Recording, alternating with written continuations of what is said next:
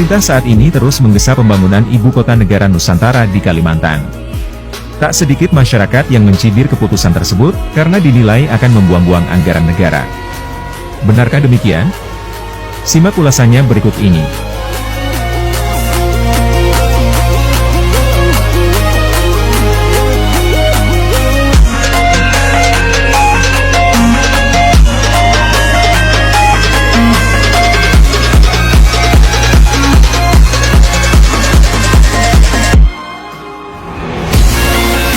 Pemindahan ibu kota negara telah menjadi topik pembicaraan yang hangat dalam beberapa tahun terakhir ini.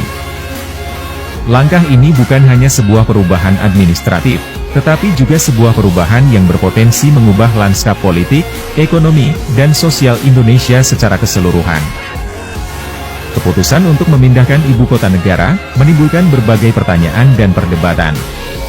Namun, di balik kontroversi tersebut, ada sejumlah alasan yang mendasari langkah tersebut. Salah satunya adalah untuk meredam tekanan dan beban yang terlalu besar pada ibu kota yang sudah ada, yakni Jakarta.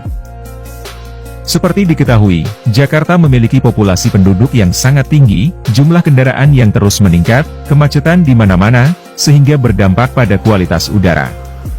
Jakarta merupakan kota yang memiliki tingkat polusi tinggi di dunia.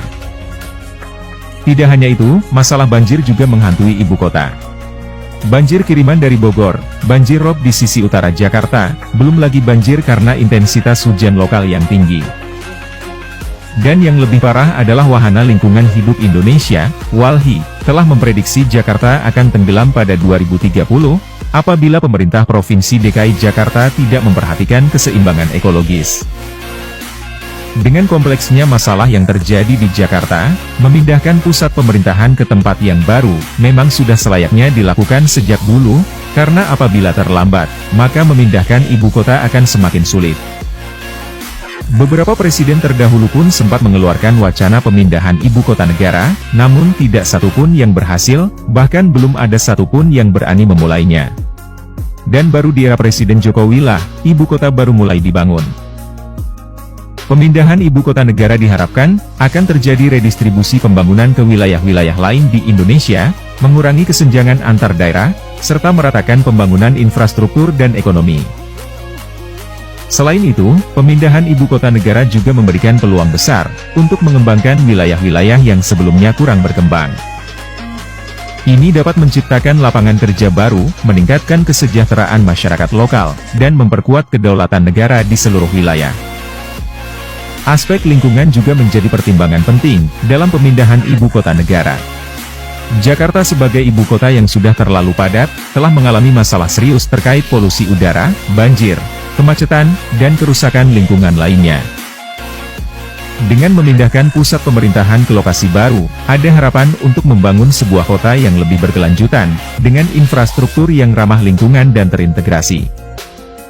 Tentu saja, proses pemindahan ibu kota negara tidaklah mudah.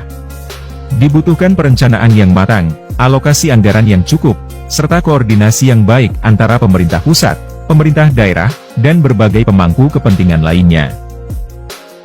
Namun, jika dilaksanakan dengan baik, pemindahan ibu kota negara memiliki potensi besar untuk memberikan manfaat jangka panjang bagi Indonesia. Pemindahan ibu kota negara memiliki potensi untuk memberikan manfaat yang signifikan bagi generasi mendatang.